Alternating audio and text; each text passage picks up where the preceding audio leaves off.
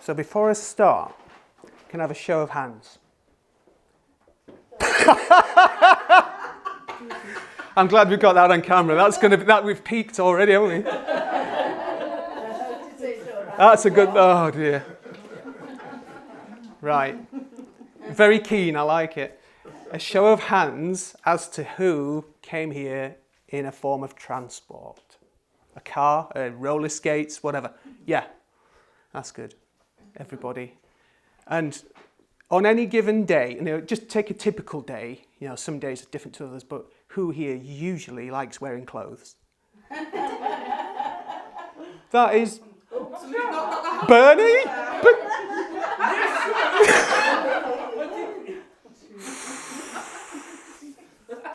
All right, I've got my eye on you, Bernie, already. Right, that's good. The reason I'm saying that, think about the things we take for granted, how our cars arrived where they did, how our clothes have arrived in our lives. They came from an unseen realm. They came from the imagination. Who here's got an iPhone of some kind? Yep. Who here's still using the iPhone 1? Yeah, so does creativity matter? Why don't you still use the old stuff? Why don't you wear the clothes from the 1940s?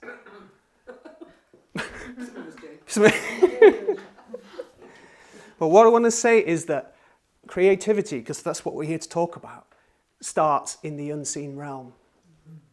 Starts as an imagination, starts as an idea, it starts as a concept. So everything that we're surrounded by has started there. Everything. Yeah. Everything was an idea by somebody somewhere.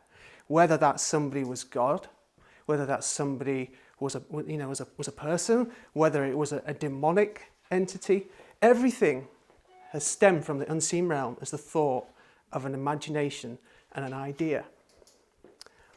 And it's that base level that I want to take us into a bit of a journey this weekend, that creativity matters to us all, it matters to God, and it comes from the unseen.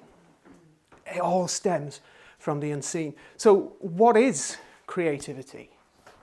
Does anybody have a definition? I've got a really, really basic one. Does anybody offer one? No? Imagination, part of it, certainly, yeah. See, the way I see creativity is my one simple definition. It's quite broad, but creativity solves a problem. And because we tend to confuse creativity and artistry, and they do gel together for certain. But I see creativity as solving a problem, but art is what makes it beautiful.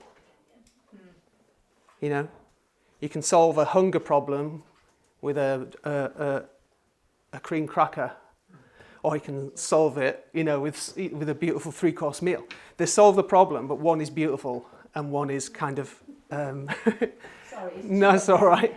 I'm hurting my legs. No, it's all right.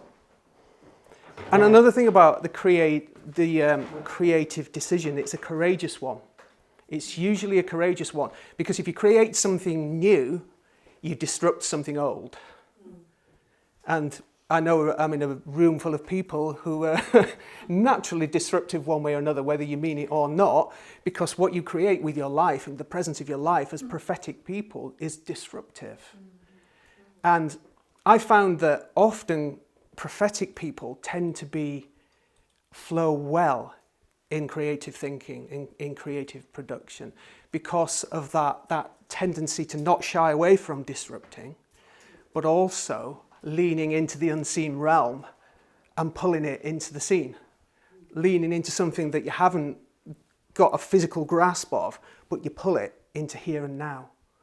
And that is what creative people do. That's what artists do. They'll picture something, they'll see something, and what they create becomes tangible. And another point about creativity is that it brings freedom. It brings freedom because it gives you options. If you've got no options, you're stuck.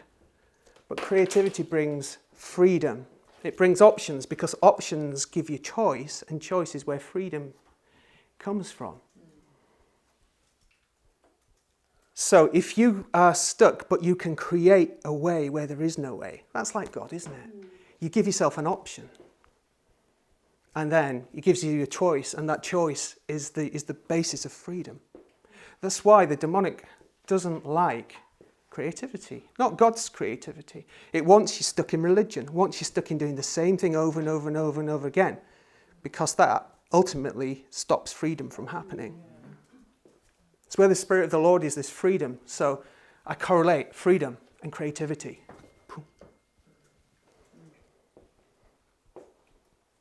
Creativity is also based on relationship. Get a man and a woman together, there's a chance of creating something new, a new life. And when you look at the word art as well, it's to do with connection and joints. Think of the word articulate, or arthritis, which begins with art. It's not just about painting swirly, pretty stuff. It's about connection and movement. And I see it as the canvas of our lives is what God is painting on. And he wants to pull us together into a work of art. And that art is articulation, is movement, is freedom in the joints. What every joint supplies is based on creativity and artistry. And God is the author of that whole idea.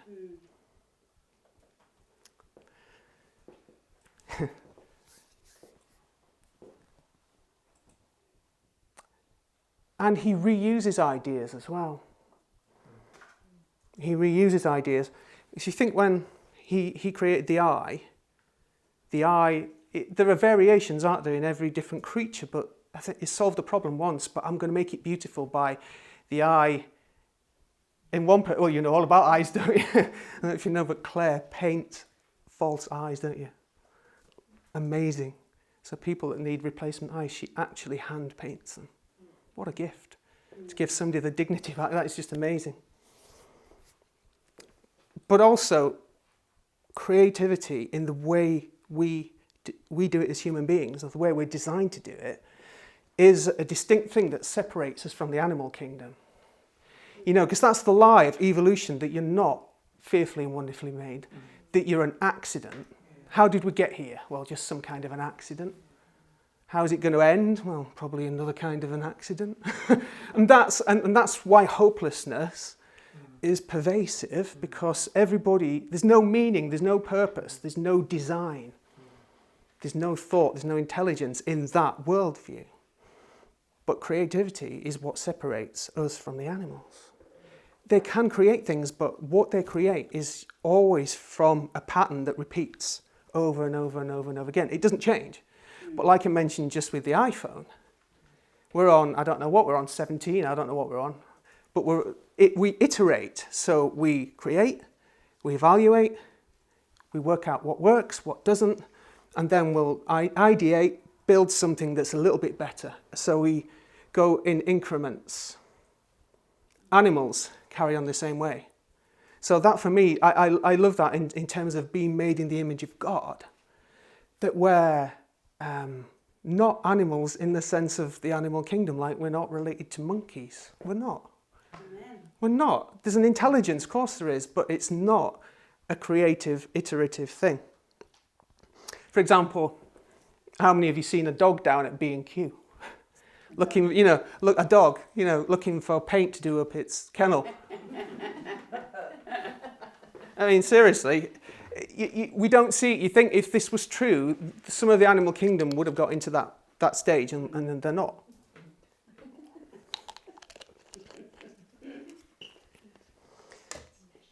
You see, creativity is, for me, it's one of the fundamental traits of the divine image of God in us. Yeah. By separating us from the animals, it's the image of the divine. It's the image of God himself in humanity is to create. It's so, so fundamental in the way I see it. In World War II, there were studies done on how Navy personnel survived out of World War II. They did like psychological studies on the people. It was certainly done in the Navy, how they survived. So all these psych studies done on their their intelligence, their emotional intelligence, their physical strength.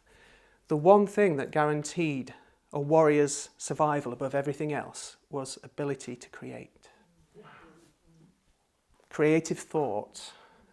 Because that creative thought is what gives you options, that gives you choice, and that leads to your freedom.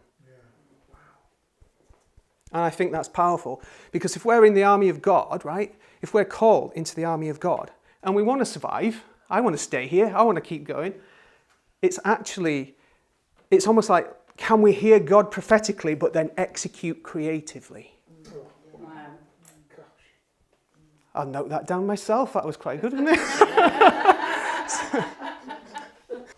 So, having said those things, how do we become more creative? Because there are some benefits to it, aren't there? Yeah. It's not the be all and end all of everything, but there are some benefits to it. So the good news is there are 3 laws to being creative on demand in any situation. The trouble is, nobody has a clue what they are. Wait for them. So if you want to see Heather for a refund, I'll get my coat. I forgave you your key. Yes.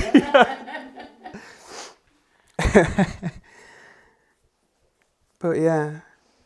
And another thing, right, I just noted this down as I was sat there, I thought, we get fearful of creativity in a way, or, what happens if I create something and it's rubbish? What happens if I fail? Because what happens as kids, when you've not got that level of self-consciousness or self-awareness that we have as adults, we create with abandon. Picasso said words to the effect of, every child is an artist. It's trying to remain a child when you grow up that is the trick. And he said it took him months to paint like Rembrandt, but years to paint like a child. And there has to be a fearlessness that comes with wanting to embrace creativity. And the ultimate in that for me is going, it's great to see people fail in a sense that you feel, oh, phew, I'm allowed to. I just wonder if we think, because as we go on this journey this weekend, I really want you to try and think and imagine and picture with me what I'm saying. Don't just listen to my words. Try and internally picture these things if you can. If God is the master artist, and he is, how would you feel at the failure of what he made?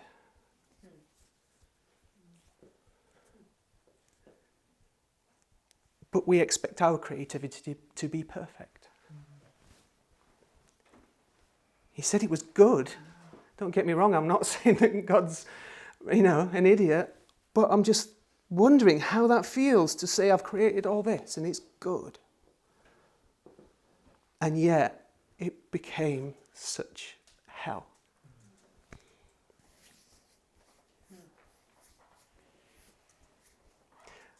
Wouldn't you hold these kind of things as we go forward when you think about your own creativity and your own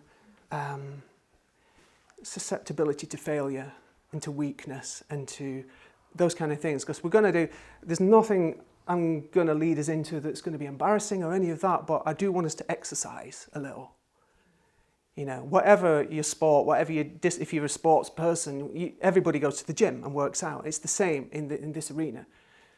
It's the same. Exercise builds strength. Resistance builds strength, doesn't it? So, having said all that, I'll tell you about myself just a little bit. Obviously, you know my name's Mark, but not everybody here knows me and why I'm standing up here going on about creativity. Well, I've been, oh gosh, now it's 30 odd years working creatively, professionally. I started in design agencies right from leaving college, and I worked through a bunch of design agencies. And I'm also a musician, and my wife and I lead worship. I play guitar. I also produce music quite a lot. So I've got a studio and get people in and whatnot. Photography is another thing I do. I decided that I was looking for the perfect job, and I realised that I was so creative, like almost like addicted to it, that I was so interested in the different facets. I just thought I can't just focus on one thing. So I do photography quite a lot. And I've written a couple of books on the subject of creativity. Now, just to give you a baseline idea, it's not blowing my own trumpet in the sense of aren't I great, but through the agencies that I worked with and so on, some of the clients that you would know that my work has been used for and by have included the BBC, ITV, Sky, the Independent, Guardian, all the broadsheets, Telegraph, all that stuff. CFAX back in the day. CFAX. I know. I've done photography for PlayStation magazine. Just last year I did some audio recording that was used on Spotify for Disney Plus, did some voiceover stuff. So there's been quite a high, it sounds more impressive than it is, quite honestly, because a lot of my most creative work is for unknown people. You know, but the fact that my work's trusted by these people, it says something, you know, it says something. And so my whole life, 30 odd years, has been working in that kind of an arena. And it's the thing that's really pushed me into God, because it's the most godlike I feel when I'm creating something new. And I didn't realise that as a child. It resonated with me that I had to create something new. And I used to hang out with my grandma quite a lot when I was young, and she was a musician. She was a God-fearing lady, and she was an artist. And so I had like art, music, and God were like this thing that I desired, you know, and it was built into me. And here I am 40 odd years later, and it's still art, music, and God that are like the big three in me. And a little bit more history as well, because I think it's quite funny. No, I don't think it's funny, but it is funny, is that if you want to be misunderstood, one of the best ways is to hang out with prophets, isn't it? Or hang out with artists and be one of either camp. So it just so happens that I'm hanging out with both, which is like led to an entertaining life.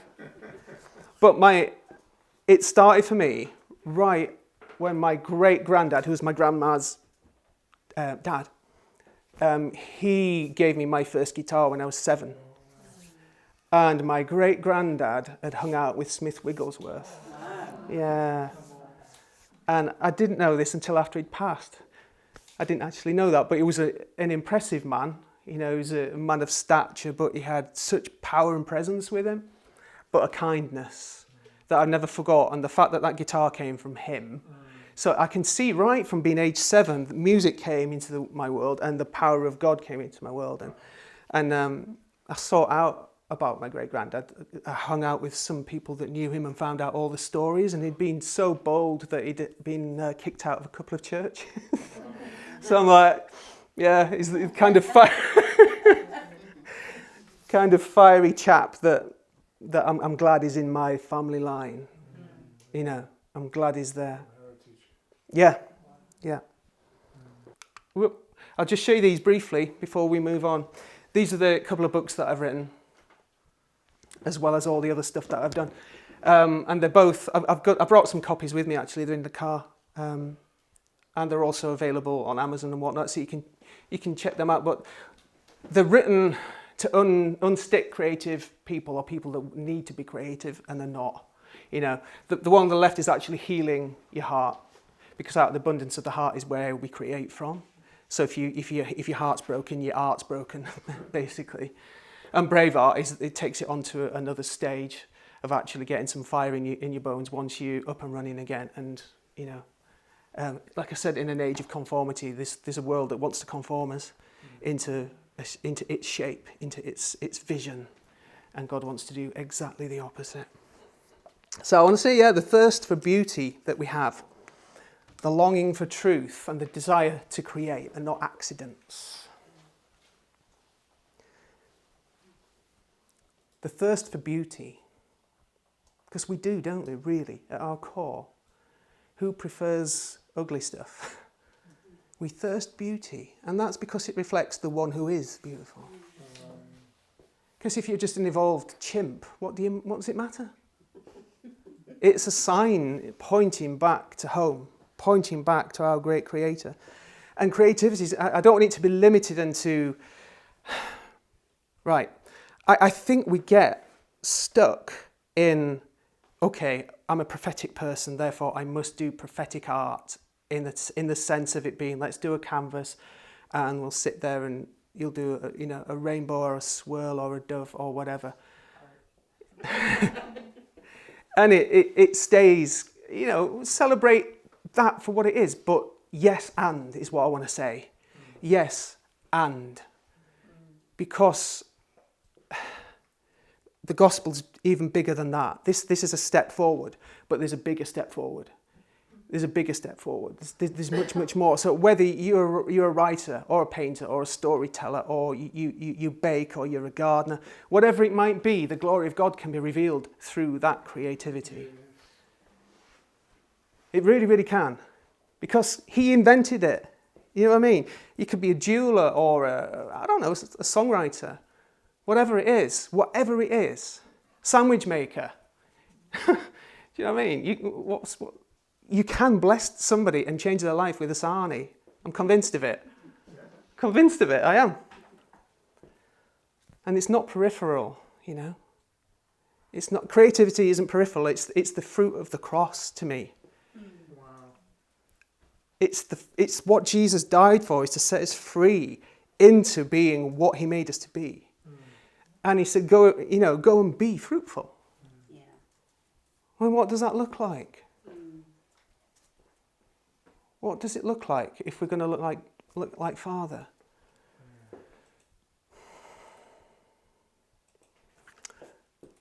And the phrase I've got here, like I mentioned, prophetic art, I kind of wanted to say it because I want to flip it to think we don't just need more prophetic artists, I think we need more artistic prophets. Yeah. Really do. Because we, as prophetic people and artists, we pay attention and then we translate what we've noticed. There's so much of the skills that cross over and that they should be crossing over. As prophets, we will speak, but the Bible says creation declares his glory, so creation speaks. And when you look at the word creation, it actually isn't just the result of creation, but the act of. So the act of creating something speaks. That's what it says. So the act of creating something speaks. I guess what I'm not saying is that we just need to... There are some things that are solid, that are some things that need not be moved, some things that... Creativity for the sake of it, there's like almost a cult of creativity if you're not careful, where people are just like, I need to do my personal expression, that kind of thing, when it's all about me, and you just become addicted to creating just for the sake of, I need to show off. And there are some things that don't need to be changed. You can create something and make it worse. Do you know what I mean? You really, really can. Like, I'll share one of my glorious stories from my creative past. I was supervisor of this department. And what we did is camera-ready, print-ready sections of newspapers that were then sent out to the newspapers. So at this particular time, I was doing the weather forecasts. So we design all the, the little weather maps and all that kind of stuff. Design all those for local and regional and national newspapers. And so I was in at 5 a.m. that day. They changed the software they were working on and sent us a template through, but none of us had ever seen this before. So we didn't quite know what we were doing, and I was responsible for this. I don't know why I'm going here, but I was responsible for this. And it was a very creative piece of work, let me tell you. So what they did, when you receive a template, you'll often have placeholder text that's there just in place, and then that you replace that with the correct stuff. And what happened, we'd done the weather forecast, we get the stuff from the Met Office, put it all together, and I checked it, said to the guy, you send it off to the newspaper, but he hadn't saved it. He thought he had, but he hadn't.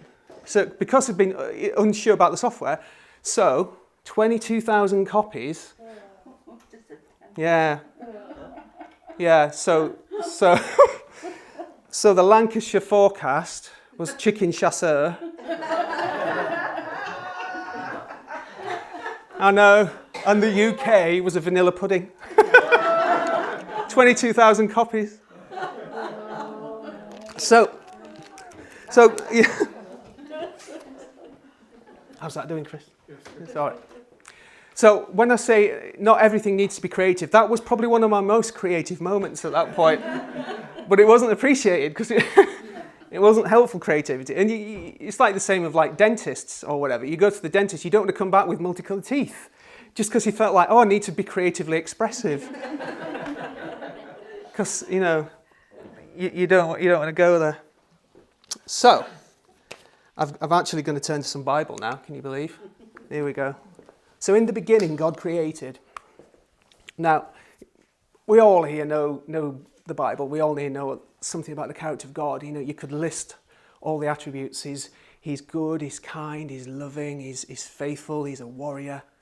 The first thing we ever get to know about him is that he creates things. He makes things. Now, if you use the law of first mention, this is the first revelation of God, is that he creates. Yes. And then he says, I'm going to make you just like me. So what ought that make us be like? What ought to be attributes of how we are? Conformist? Bored? Bored again Christians? I see enough of those. Nothing changes. I made that up myself as well. I'm quite pleased with it.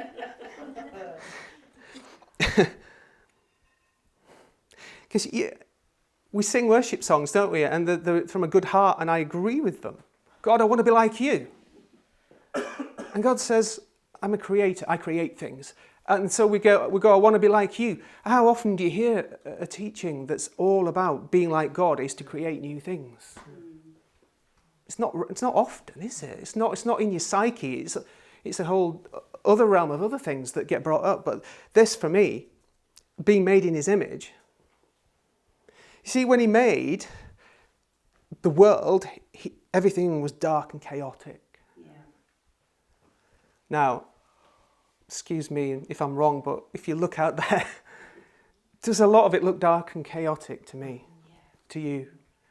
And God's reasonable response to darkness and chaos was, I'm going to create something in an opposite spirit of that. Come on. That's his reasonable response. We're made in his image. We're full of his spirit.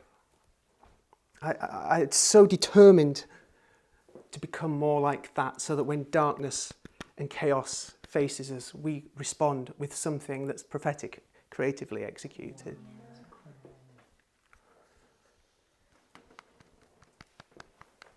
See, the Bible itself is an amazing work of art. Think about it.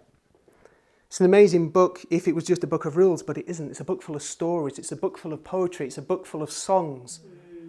It's a book full of dreams. It's a book full of symbolism. And that's all the realm of the creative person, isn't it? That's because that's the author. Forget it. Tolkien said, we make because we're made, and not only made, but made in the image and likeness of a maker. He got it. And he made something, a book that's become the films, that give a whole, that talk about the epic battle of good against evil that we are living in. We're living in it, and it's something that's been able to get into the hands of everyday people that our church sermons haven't. It's because he knows that we're made in the image and likeness of a creator. There are times God's commanded works of art to be made. He's commanded it. And the thing that gets me, right, one of the things that gets me, when you think about reasonable responses, Jesus on earth, God in a human body on earth, the best use of his time was crafting stuff out of wood for a large bulk of it. Yeah, true. What? If I was God and I was sending somebody to sort everything out, the Saviour, I'd be wanting, get off the woodwork.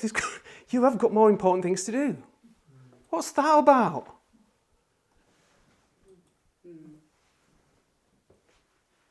But it's like, this is the best use of your time. So what's the best use of ours?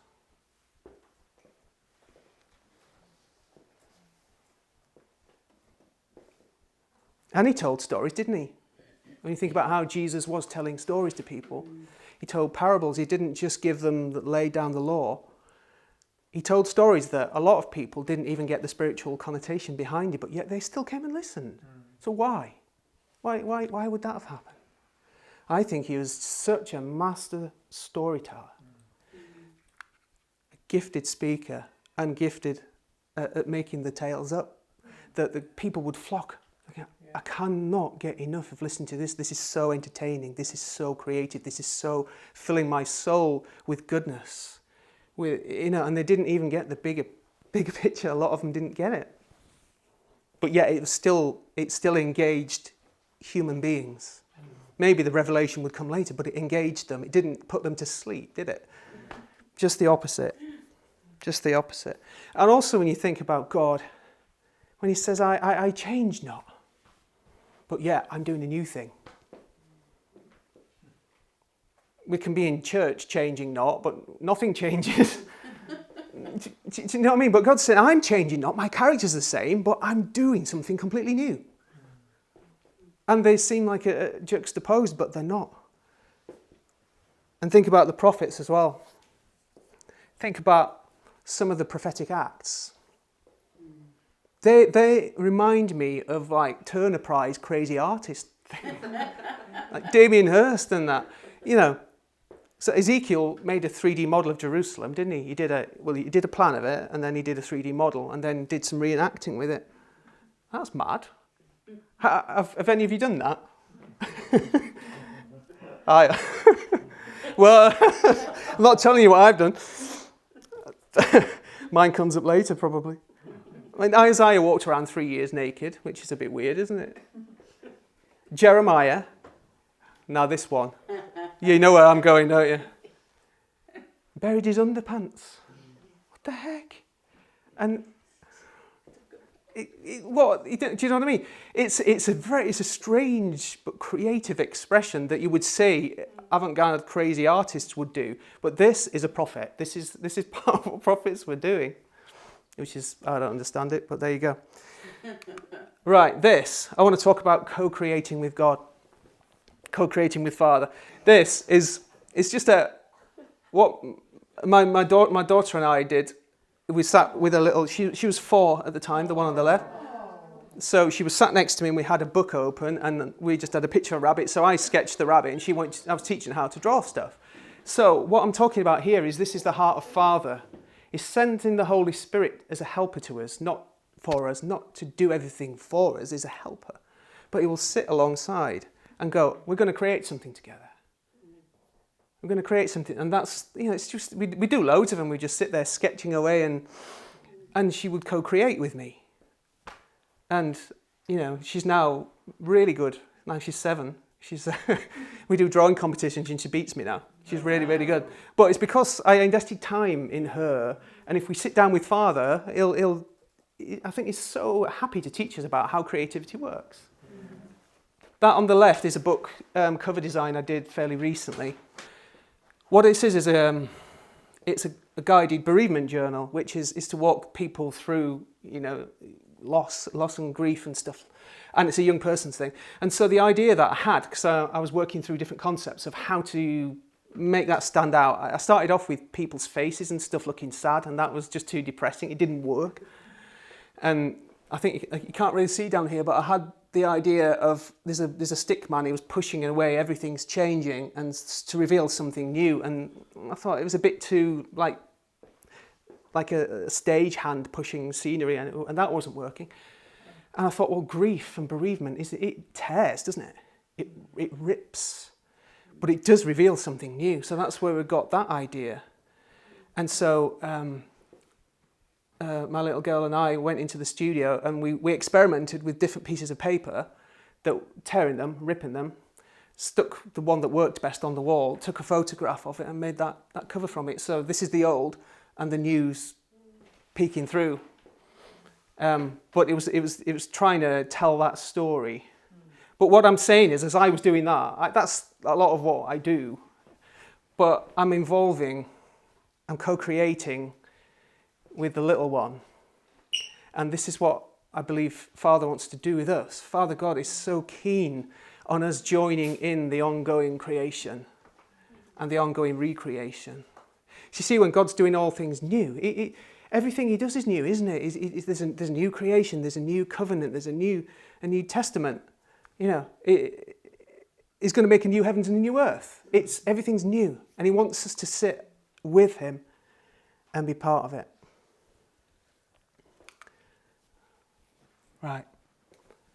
Another thing here, like Genesis, he brought them, this is the animals, to the man to see what he would name them. So this is Adam being involved, co-creating what God has made. They're doing it together. And I find that so fascinating that if that is accurate, God was interested in what Adam would make of what he'd given him. Yeah.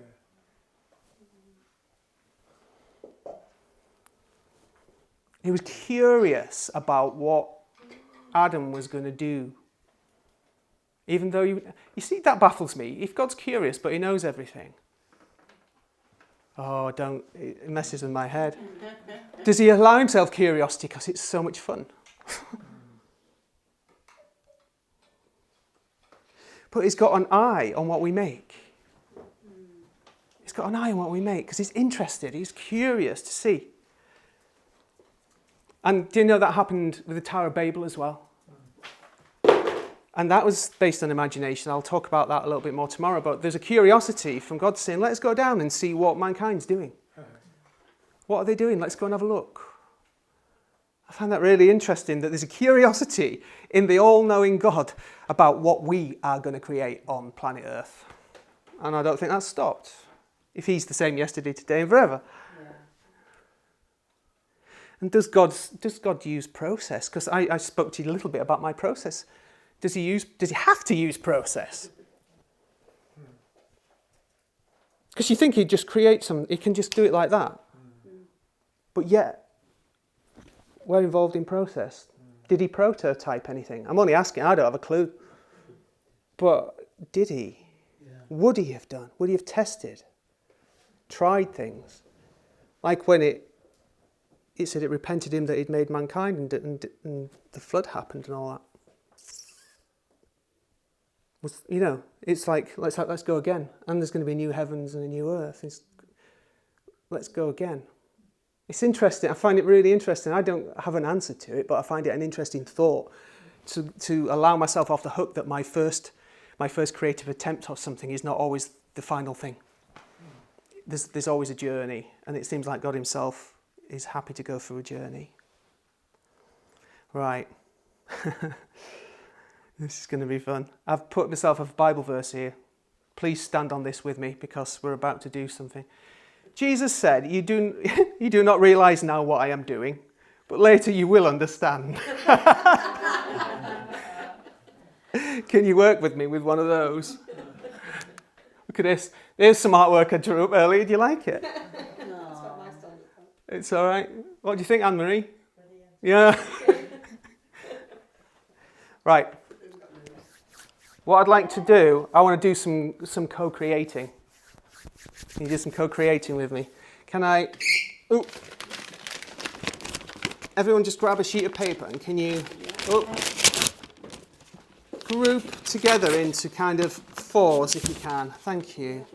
So, could everybody fold your piece of paper in half down lengthways like that? And then fold it again. So you end up, you see where the markers are like that.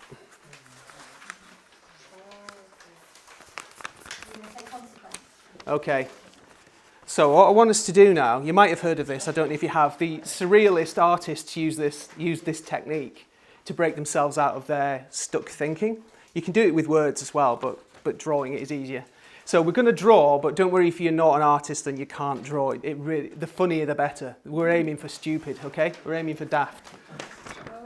So what we're going to do... Is it?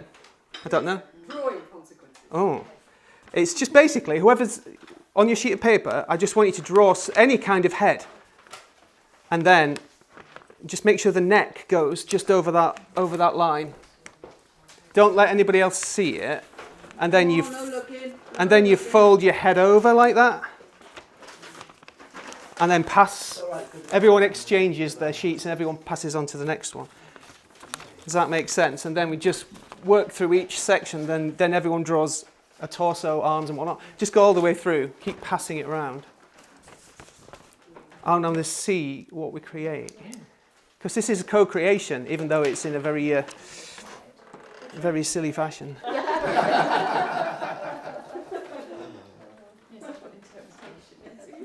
That is great. Well done, everyone.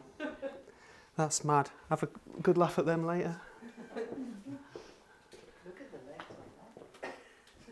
But there's something about releasing joy and releasing fun that leads to creativity, and that's the kind of the point of it. I'm going to just take a little different tack now as we head on the home straight a little bit. I want to think about creativity being incarnational. So, the Word became flesh. So the idea is that a creative idea, if it's sourced in God especially, is an invisible word, isn't it? You either get it as a dream, a revelation, an imagination, whatever it is, and it becomes flesh. But it often starts in seed form. You often don't get the complete thing. It often comes as a kernel of an idea. You know, you had kernels of ideas when you started drawing.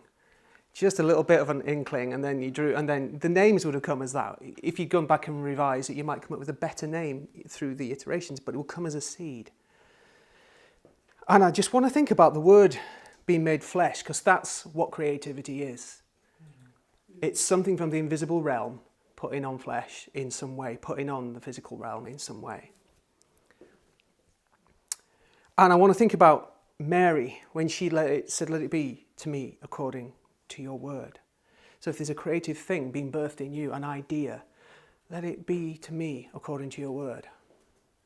And this is co-creation. God and mankind co-creating. Of all the co-creations to be involved with, Mary still had to say yes. And think about it as well. When you've done this with just complete confidence, and I love it. You can feel a concern about people ridiculing your work, whatever you produce. You can feel concerned about being shamed for producing something. I mean, this is collaborative, so there's no individual blame attached, is there? Everybody's created something weird. But when you think about what Mary co-created in Jesus with God, how was that co-creation met by most of humanity? It was hated. It was a word from God. So if you've got a word from God to create something, sometimes you have to stand in the face of reviling and mocking for that co-creation. There is nothing more divine than Jesus. So we're never going to go beyond that. But what we might produce, we might have to stand against a negative backlash. What Mary co-created with the Father was hated, was murdered. And I just wonder what seed has God put in us, each individually, to carry. But if we're going to carry that co-creation with Father, to go the full term, there'll be a price for it. There could be a cost for it.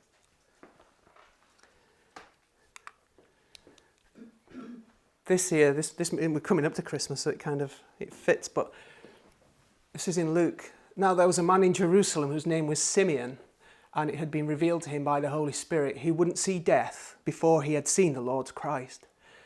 And he came into the temple. And when the parents brought in the child, I think, he took him up in his arms and blessed God. And said, now you're letting your servant depart in peace according to your word. It's that again. See, they both come by divine revelation. They both come from the voice of God.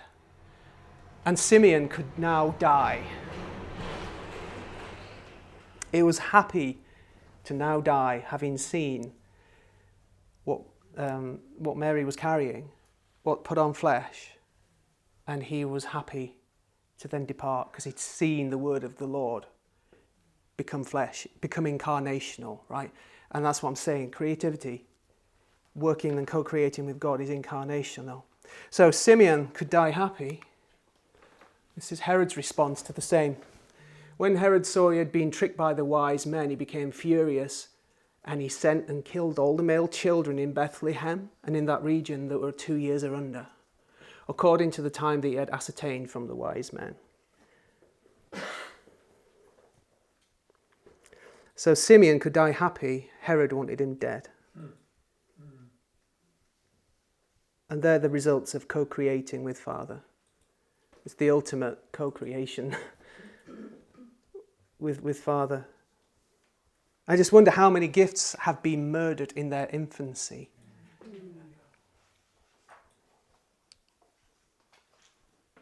It's easier to wipe something out when it's young, isn't it? Nip it in the bud when it's small. So I kind of want to exhort everyone to not despise the day of small beginnings, not despise the infant creative endeavour, the infant in you that's basically, it takes up more time than anything else, and it doesn't give a lot back. It's hard work. It's not mature. But does that mean it's not worth pursuing and not worth nurturing if it's come from a word from God and it's designed to be incarnational and designed to bring change in the earth? Because we hold dreams, we hold visions, we hold desires that we need to do a lot of creating in partnership with God, in partnership, and it's going to have pushback, it's going to have people hating, trying to murder it. But yet there are going to be the Simeons that say, I can die now. Now I've seen this. I can die happy because of the word of the Lord. I've seen it. I've seen it. And the bottom line with Herod, he was terrified. And I want to say that your co-creativity with Father God is terrifying to the enemy. You have the potential to strike fear into the heart of the enemy, which is why there's an attempt to nip things right in the bud, right at the start. And you'll be familiar with that, you'll see that, I'm sure you recognise some of that in your lives.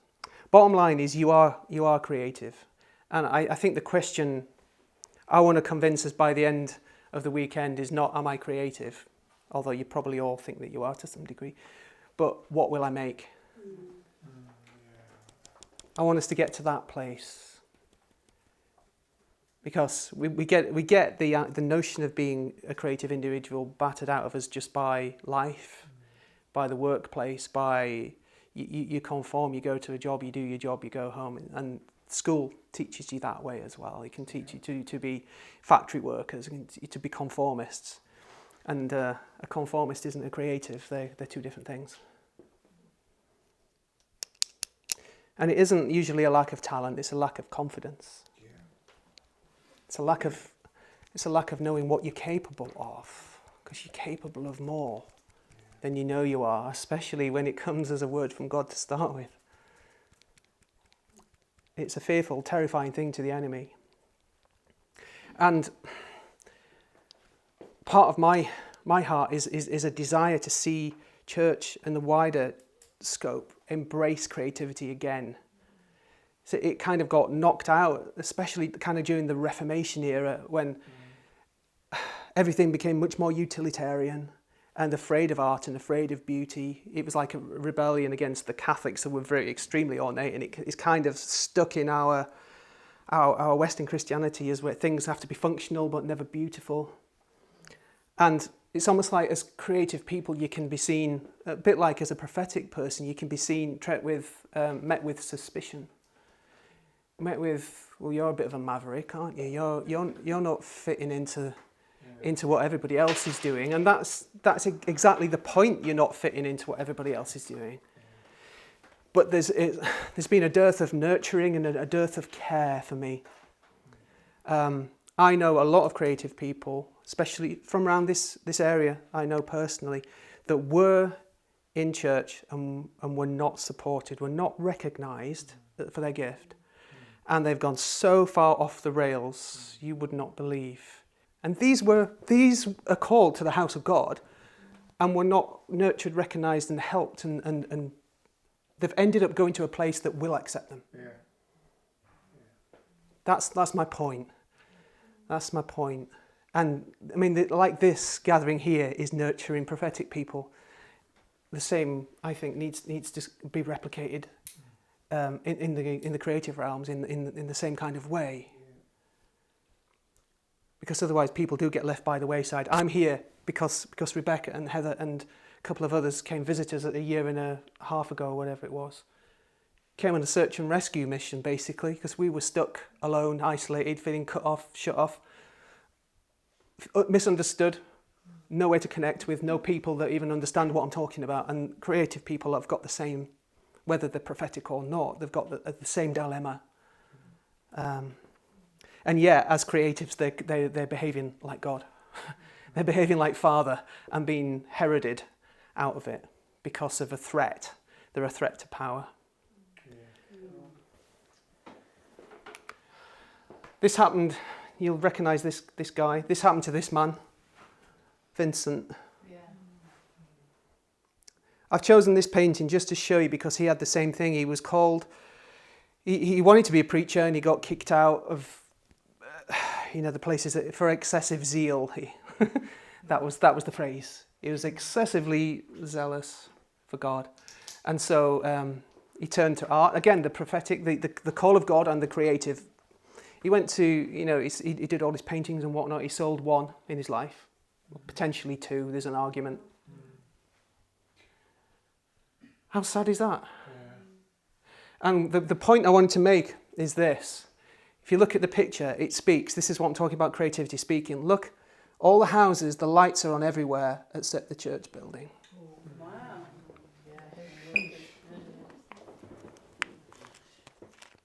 I feel that, I really do.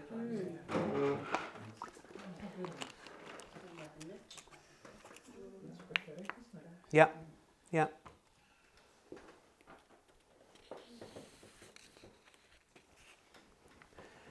And I just don't want us to lose heart because of this kind of treatment. This kind of treatment, because we're looking for a home and people will find a home where people are receptive, and the lights are off. The lights are off of Vincent and they ended up completely off. Does that picture have a name? Starry Night, I think it is, yeah. Yeah, it's one of the most famous ones, yeah. Yeah. Yeah. And I feel that to flip our mindset a little bit, I flip mine to a degree, is like feeling that to offer creativity to the house of God, or to the people of God in whatever way, was always seen as fringe. Push it to the edges. And then the word of the Lord came to me and it said, you're not the fringe, you're the cutting edge. Amen. And I want to say that to you all. Sometimes being in the centre is the safest place, but being on the edge, when you're being pushed out, you're like, right, okay, I'll get to the front. It's like the worship leaders with Jehoshaphat's army, you know, who goes into a war head on with a bunch of soldiers singing at them. But it's cutting edge, you know, push them to the edge, push them to the fringe, but then it will bring a breakthrough. And the thought of the light there as well is the work that we bring. We talk about being light, you know, and Jesus said, he said, I am the light of the world, but then he says, we are the light of the world. And the point for me is that light isn't just to be looked at. If I just stand here and do this, I'm going to not be able to see anything after a while. The point of light is what you can see because of it, isn't it? And Vincent's painting there, we've seen something because of the light he's left us. And what can you see through what you create? What are we going to allow others to see through what we create? Yeah, so what I'm going to do now is I want to lead us into like a foretaste. I've got some homework for overnight, not that you're going to have any time, but I'm going to lay it anyway as a seed, because it's seed form, right? If nothing sprouts up, I'm not bothered, I'm not worried, I'm not stressed. But I want to lead us into a creative project, and it's not hands-on, it's more about let's work our minds, let's work our spirits, let's work what can we generate? Because together we have the mind of Christ, don't we? We've all got part of it, I guess, but together we've got more. Together we are stronger, we've got more to offer. So I just want to go quickly through, before we get into saying what I'd like us to do tomorrow. This is a very quick way of explaining how creativity works, certainly in the way I approach it. Is a simple twofold process. One is diverge, is if you imagine it's like the mathematics sign to get greater. And then converge is to make smaller. So effectively, what we want to do is create as many options or as many ideas as possible in whichever creative field we're in, whatever we are doing. You know, I do a lot of graphic design, I might do a lot of song, sorry Chris. You know, I need to think of ideas, not just repeat the same stuff. So I need options, I need to generate new things. Whatever your field is, you know, generating new ideas gives you choice. And then the convergent thing is like you filter through them and pick the ones that are any good. And the key of it is at the divergent point is to defer all judgment. You've all been in meetings where you've sat round and you've given an idea forth and somebody slams it down instantly. You've experienced that. And I don't want any of that happening in our group, in what we're doing, because it shuts things down before they've started. You might come up with 3 ideas and get them poo-pooed. Idea 4 might have been a world changer, but you never got there. Yeah. And excuse me. And if things are not considered, they will never be have a chance to live. Yeah. It's that slamming it down. It's that nipping it in the bud before anything's got a chance to live. And I promised my daughter I would say this, but it's a bit like poo. Thank you. In the sense that our bodies. How many of you take food in and expect it to be 100% pure nourishment? You know that you're going to eliminate some, don't you? One way or another. And so this area, there's going to be some stuff that we don't need, ever. But don't be afraid of taking it in, weighing it, having it. You know, we take it. Idea generation is like the gut, really. You take a lot of stuff in, and if it's balanced, if you get a varied amount of nutrition, if it's from varied sources, you're going to be healthier. Your digestive system works it out. Part of it becomes you, and you flush the rest of it away. I don't know how it works, but that's what happens, and it's the same with idea generation. And this are the four basic characters that I in any creative process that I go through with design especially. I'm going to set us all being a spy today. But well, these are the 4 stages. So the first one's the spy. Imagine the spy spying out the land. That's why I used that. So they go into the land to see what's already there, and they might pick some of the fruit and bring it back. But say, this is what's out there. The artist then takes that information the spy has got. The artist then creates connections. Do you remember me talking about art being articulate and arthritis and all those things to do with connections? We're making connections. So the artist will join things together. It's like if I say salt, you'll probably automatically think pepper or vinegar. You've made a connection. And that's what the artist does, but an artist then pushes it beyond salt and pepper, creates, and I'm going to walk us through how to make more unusual connections that make more creative outcomes. Then the critic I've made into the T-Rex, because that's the evaluator or the judge or the one that takes what the artist has made through the divergent thinking. You've got loads of ideas and goes, well, these 4, probably. The rest, no. And then the maker is the one that takes what the critic has said, well, let's do this, and then actually physically produces whatever it is that you're doing. So it's that 4-step process it's fluid. It's not, it's not rigid, but you tend to go in and out of these. I tend to go in and out of these conversations either with individual people or within myself.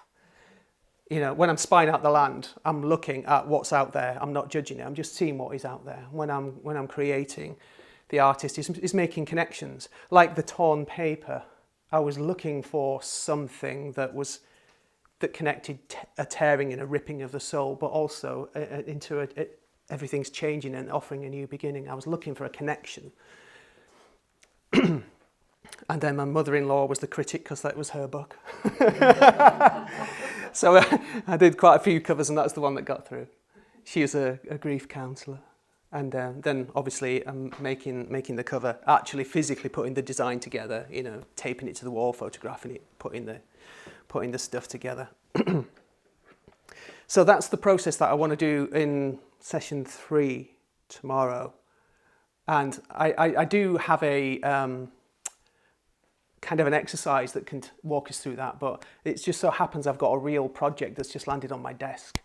And as you lot are prophetic creative people, I thought, what better place to get ideas for free other than my own head? I know, it's cheeky, isn't it? But it's, we could do an exercise or we can do a real world project. So I've got a little quick video clip of this chap, and it turns out it's another book cover that I'm doing for this chap. And his name's Jörn Langer, and he's German, and he works for YWAM. And he's a prophetic artist, and he quit his job a number of years back, and he works in Cyprus with YWAM, I think it's Cyprus, and he leads and he teaches and trains people to draw and paint prophetically.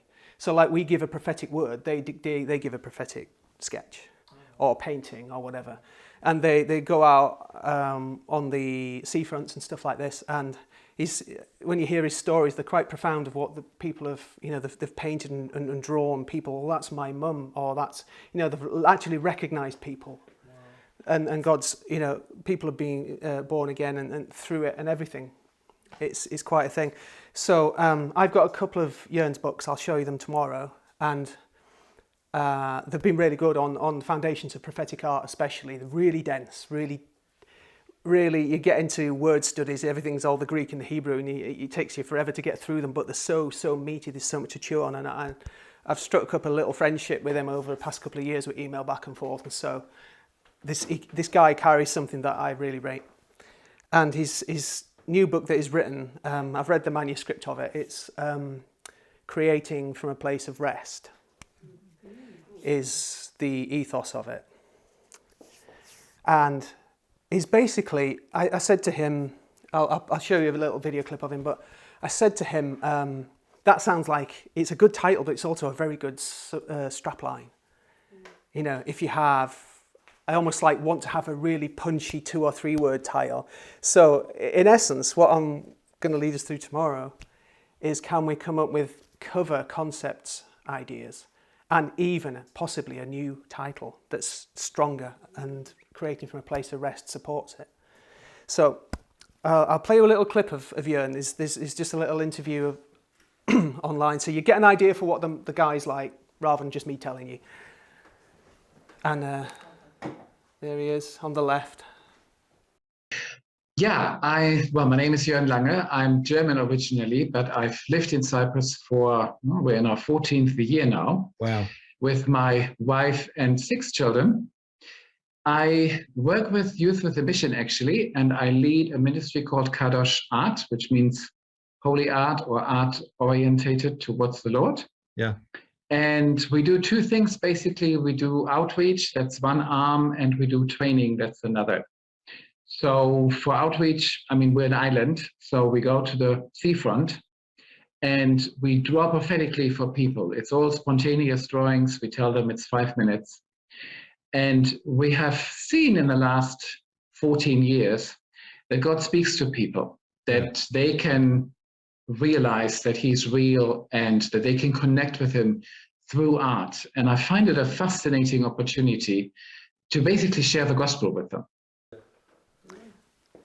And there's another little clip as well.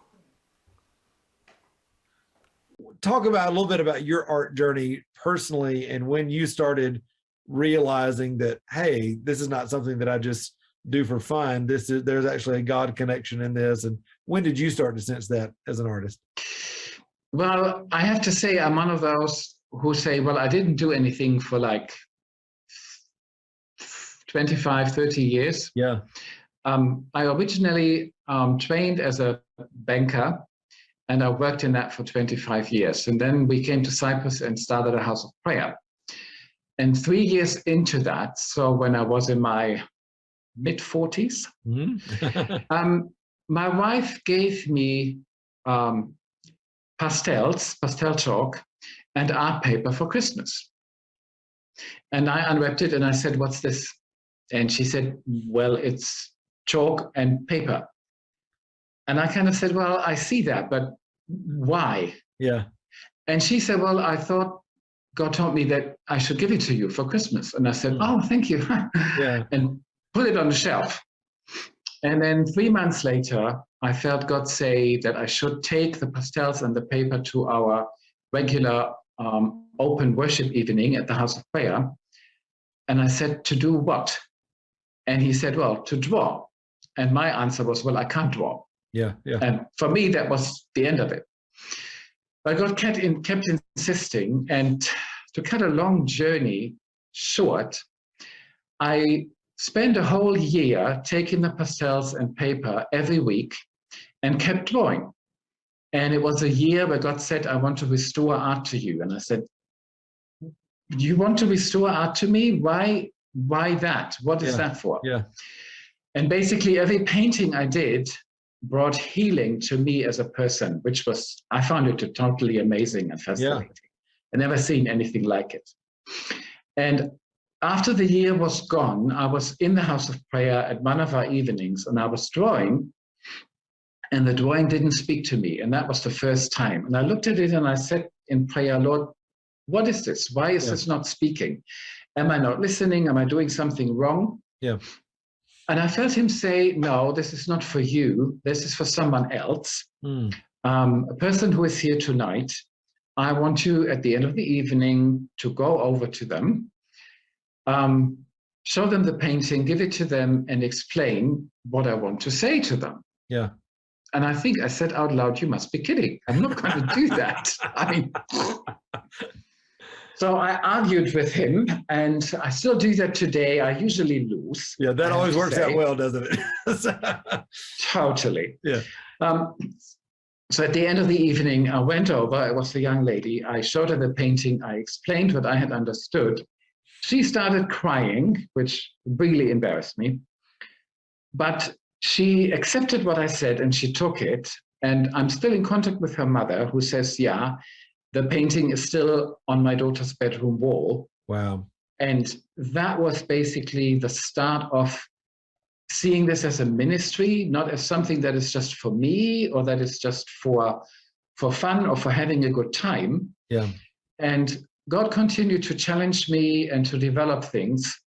And over the next 2 years, I think 2 years after was the time when we met for the first time, I started to draw for people. I started to organize exhibitions. I've never done an exhibition. My goodness, I think I lost 5 kilos in organizing it because I was sweating my head off constantly. And then we developed workshops. We had teams over. We started the outreach. I mean, all the stuff that we're involved in now as a team started with that, basically with that Christmas gift, which was totally out of the blue for me. Yeah, I love that. There we go. So that's What's his name again? Jörn. Jörn. Yeah. I think it's Swedish, even though he's German. It's not even a German name, just to make it more confusing. Yeah, so I've got the job of doing the book cover, and I wanted to plant that seed because I love your help. Because creating from a place of rest, I want it to... See, a book cover is the face of something, isn't it? It's the face of a revelation that's inside. And we judge books by their cover, much as we don't want to admit it. And it's got 2 jobs to do. One is to fit in, so it's in a genre that we understand, so you recognise it. And another one is to stand out. So it's almost like a contradiction. You've got to fit in and stand out both at the same time. And so I just wanted to show you him, and just to get a feel for him and a feel from the idea, having talked all about creativity, how do you do it from a place of rest, and what does that look like? I don't need any answers, any thoughts or anything. I just want to plant the seed so that the seed, like in Mary, is there. And it's going to become flesh. It's one way or another. Otherwise, I don't get paid. But it's down to me. But it'd be wonderful to incorporate you, let you see what a real project that I would go through is like. Because I want this to really work for him, because he's a good man, and I've gained a lot from his books. I've really, really have. That's what made me email him in the first place, because he taught me so much about the art in the Bible. There's so much in there that I did not know was there. And I think that's pretty much it. Oh, what I'd like you to do is be the spy. That's what I want you to do. Think about spies going into the land. This is the last thing. What is out there already is basically what I'm saying. Even if it's 5 minutes, go and see it, like Amazon or whatever. Think about what evokes rest. All I'm wanting to do is to collect information, collect thoughts in your head, write them down. If you get a thought, write it down, make a note.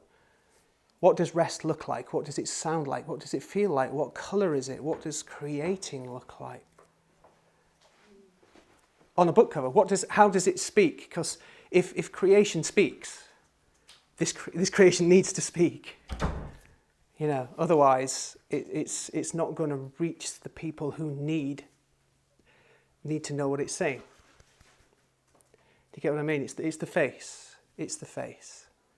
And the face needs to fit in, and it needs to stand out. And that's, I think, oh no, I've got more, but no, I have got a little bit more. If you want extra homework, which I know you're going to be busy, just, again, no stress, no drama if it doesn't fit. I want to know how many things you can think of that you can do with peanuts. If you had an unlimited supply of peanuts. I know, it's weird. But again, don't bust a gut if there's other stuff going on, but I'll tell you some things that you can do with peanuts tomorrow. And this one, don't shout out if you know it, but who does the Bible record as being the first person filled with the Holy Spirit?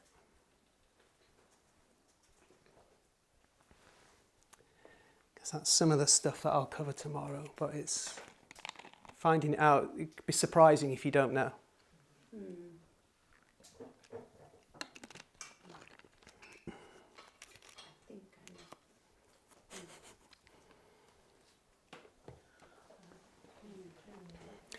And that is me done, thank you. Well, thank you, Mark. You're welcome. I don't know about anybody else. His head's like, whoa. Lots there. Thank you. You're welcome.